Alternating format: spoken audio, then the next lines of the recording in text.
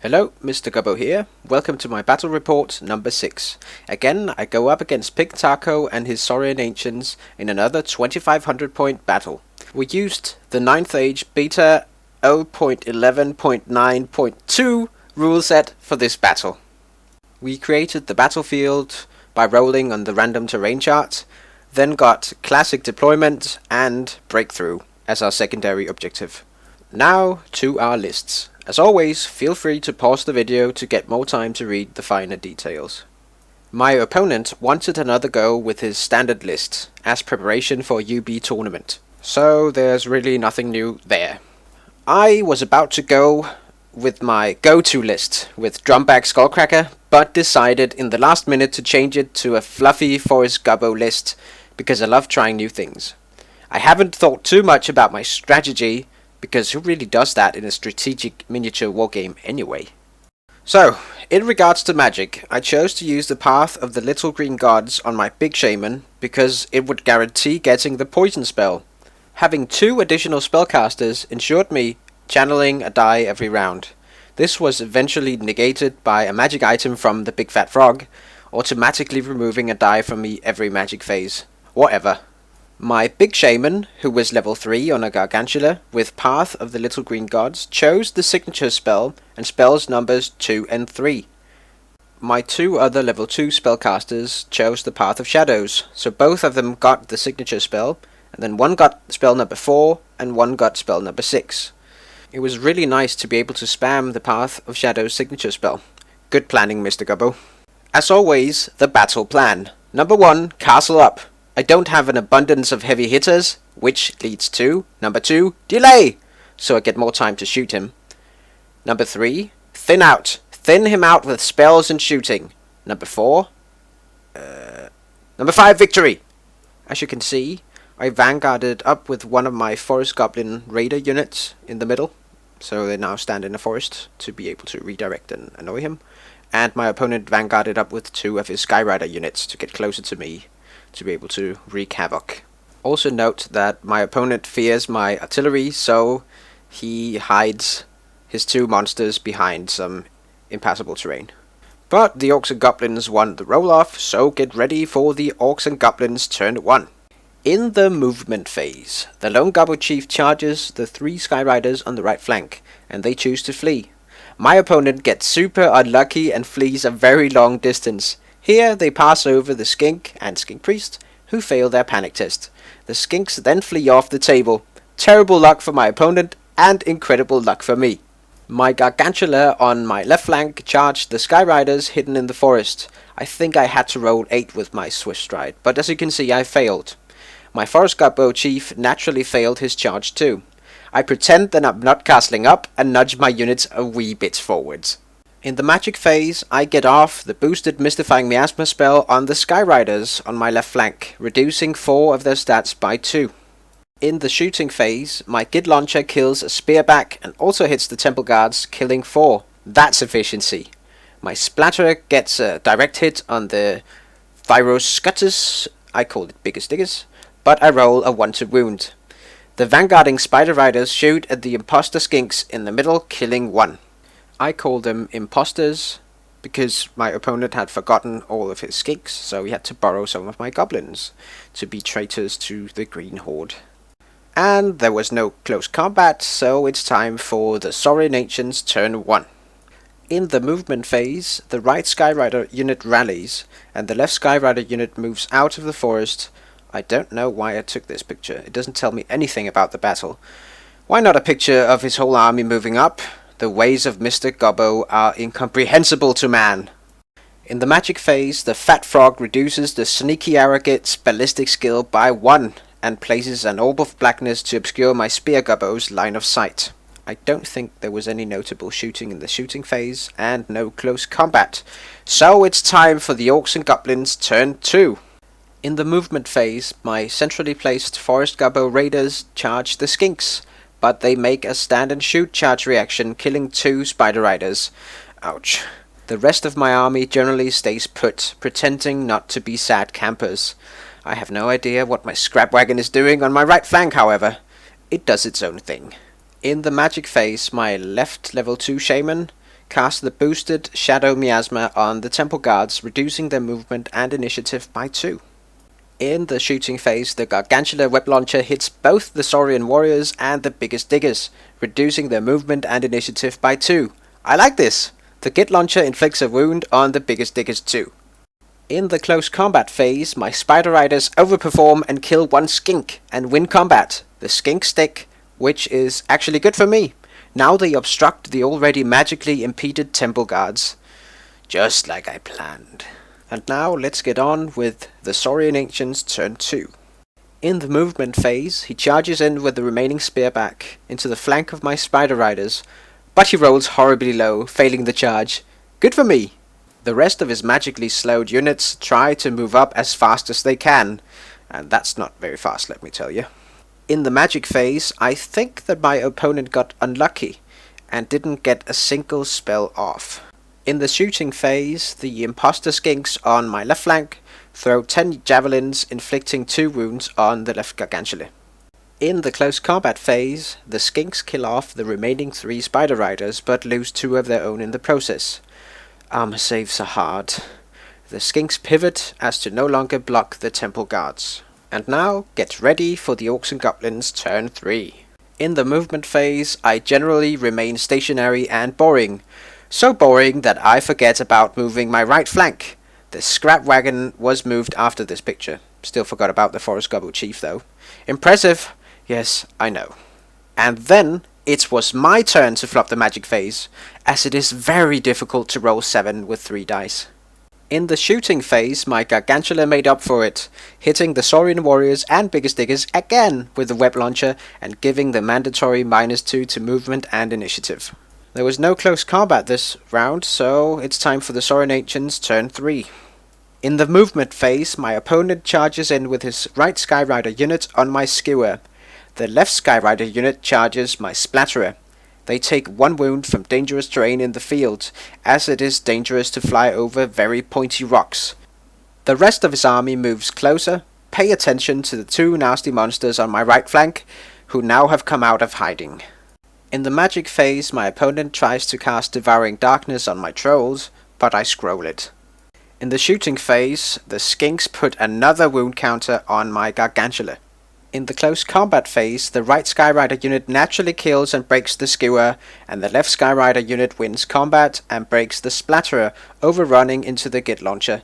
The pointy rocks on the field inflict 3 wounds on him this time, so only 1 Skyrider left. Now, it's time for the Orcs and Goblins turn 4. In the movement phase, I thought long and hard about whether to charge my Webflinger Gargantula into the skinks or not. I decided against it because I wanted to see if I could delay my opponent's big combat blocks for another turn. The scrap wagon hits the Skyriders! The rest of my army generally stays put. In the magic phase, I managed to cast Blessing of the Mother Spider on my Spear-Gobbos. I try my best to get off at least 1 spell from the Path of Shadows, so I can move the Shaman Gargantula, but it doesn't work out for me. In the shooting phase, my Spear-Gobbos fire 38 throwing weapon shots on the Skink Imposters, killing 1. Full volley fire with 60-something poison shots from the other Gobbo unit. This time I target the Saurian Warriors. I end up killing 6. That's 1 less rank. Good. My Gargantula Web Launcher doesn't hit though. This is not looking too good. In the close combat phase, the Skyrider fails to wound my Git Launcher and wins combat by 1 because of the charge. My Git Launcher is within both the General's leadership bubble and my BSB, so it's down to leadership 8 rerollable. 6, 6, dead. I'm quite impressed. The scrap wagon makes short work of the Skyriders, killing them with impact hits alone. It's time for the Saurian Ancients turn 4. Time to kill Gobbos! In the movement phase, the Saurian Warriors charge the Spear-Gobbo unit, who kill 2 on their stand and shoot charge reaction. Stygiosaur charges the Spider Riders, who pass their terror test. I hope it takes a few wounds in the ruins on the dangerous train tests. The Stygiosaur auto-completes the charge, and the Warriors also make it. The rest of my opponent's units move closer. His lone Skyrider passes its march test and flies over my Arrogate unit, dropping a rock and killing a goblin. In the magic phase, the Fat Frog gives the Warriors +1 strength and toughness, and he also gives my trolls -1 strength. I think he also cast the mystifying miasma on my Gobbos, reducing their movement by 1. In the shooting phase, the traitorous wannabe skinks put another wound on my Gargantula, naturally. And now to the close combat phase. Unfortunately for me, my opponent doesn't fail his dangerous terrain tests in the ruins, and the Stygiosaur almost kills all of my Spider Riders who break and flee. The Stygiosaur decides to pivot instead of pursuing. Clever girl. The warriors kill a lot of my Spear-Gobbos, but I also managed to kill 9 of his. I passed my Steadfast Leadership 9 test. Let's get on with the Orcs and Goblins turn 5.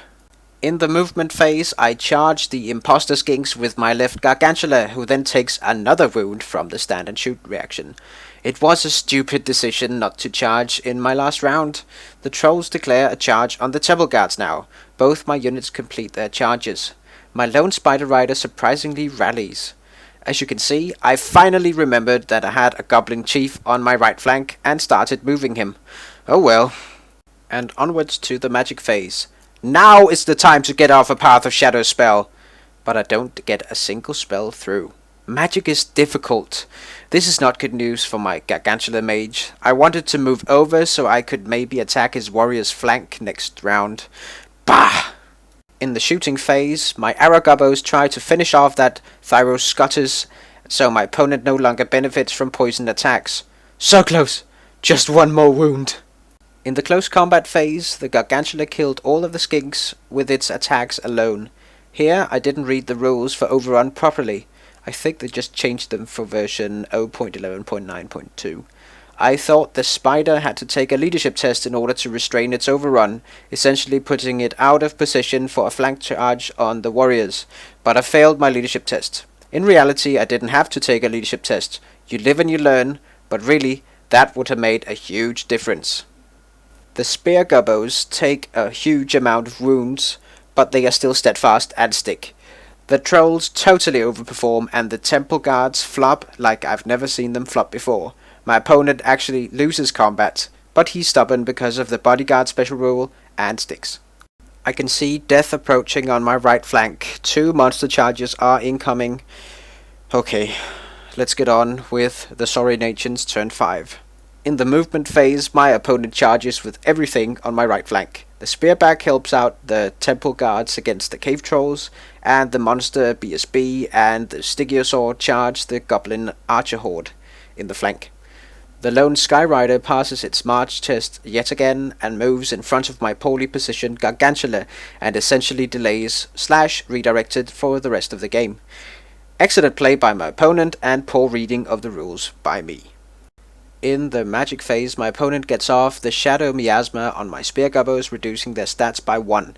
He also makes the Temple Guards +1 strength and toughness. There was no shooting in the shooting phase, so let's get on with the close combat phase. The Goblins hold out against the Stygiosaur, and I think it took 1 wound from the dangerous terrain test from the initial charge, and took 1 wound from the Goblins. I also sacrifice my champion to the Carnosaur, and the Gobbos pass the leadership test and reform to face the dinosaurs and to make way for my Shaman Spider. This time, it's my Troll's turn to flop, and my opponent auto breaks them. The Spearback pursues and catches them, taking a wound in the ruin. It's time for the Orcs and Goblins turn 6. In the movement phase, I declare charge with the Shaman Spider and the Thyroscotus decides to flee. My opponent rolls double 1s. The left Gargantula charges the Sky Rider. My Forest Goblin Chief charges the Spearback, and I get lucky not taking a single wound from the standard shoot reaction. My Chief makes it into combat. The Shaman Gargantula catches the biggest diggers. No more poison! The left Gargantula naturally completes its charge against the lone Sky Rider. My Scrap Wagon goes for glory, but narrowly misses the Stygiosaur. In the magic phase, I get off Blessing of the Mother Spider on my right Gobbo Horde. I also get off Itching and Scratching, reducing the movement and initiative of the Temple Guards by 3. There was no shooting, so it's time for close combat. My left Gargantula naturally kills the Sky Rider, but not before taking a wound, of course. My Goblin Chief kills the Spearback and overruns, but not quite far enough to redirect the Temple Guards in my opponent's turn. My Spear-Gobbos get lucky and pass their no longer steadfast leadership test. The Saurian BSB challenges, and I take a chance with Mr. Gobbo, equipped with the Beastbane halberd. I had a 5-up poison going for me, and I managed to get 3 wounds through. Unlucky for me, my opponent saves 2 of them with his ward save. So close! The large amount of D3 wounds from the Carnosaur proves too much for Mr. Gobbo, and he takes a nap. The rest of my goblins managed to put another 2 wounds on the Stygiosaur, who is almost dead. My Gobbos still stick, even without the leadership bubble of Mr. Gobbo. This is it, the last turn of the game. The Saurian Ancients, turn 6. In the movement phase, the Temple Guards charge in on the Shaman's Gargantula, and I prepare to die. If I survive though, I should be able to pass my leadership test with leadership 7 stubborn, rerollable. In the magic phase, I think my opponent reduces the strength of my Gargantula and gives his Temple Guards +1 strength and toughness again. And there was no shooting in the shooting phase. In the close combat phase, I feed my last level 2 Shaman to the Carnosaur in order to save my BSB and have a better chance of saving my unit. I end up killing the Stygiosaur and I pass my break test. My Shaman Gargantula naturally loses combat and I fail my break test. My Shaman runs for it. Luckily, my opponent doesn't catch me.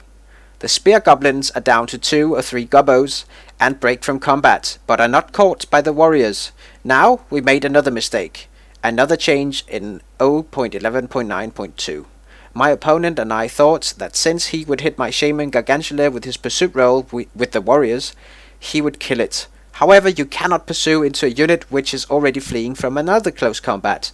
He had to treat it as a friendly unit bouncing 1 inch off my spider. This meant that he didn't get into my deployment zone with a scoring unit, and he only got 50% of the points for my Gargantu Shaman. Minor defeat to Mr. Gobbo, who is currently napping and unavailable for comments. Well, it wasn't all bad. Time for some afterthoughts. Well, castling up is never fun to play and never fun to play against. Maybe I should do less castling and more bashing. A bit hard with Gobbos though. I wasn't aggressive enough with my Gargantulas. It was also a bit unlucky not getting off a single Path of Shadow spell in the last 3 magic phases, so that affected my strategy. My list was interesting though. Forest Goblins are by far the superior choice now. I think in that way that they are a bit too good for their points. Then again, increasing their points to 4 points a model, 5 with spears, would maybe be too much, and they would suddenly be never include. It is difficult to balance, and I'm happy I don't have to be the one to make such decisions.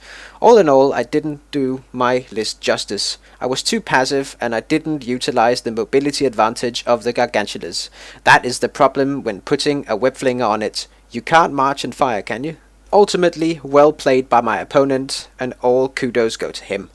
If you have any comments, tactical or otherwise, feel free to leave them here, or on my 9th Age user blog, and I will respond as quickly as possible. I should go. Mr. Gobbo out.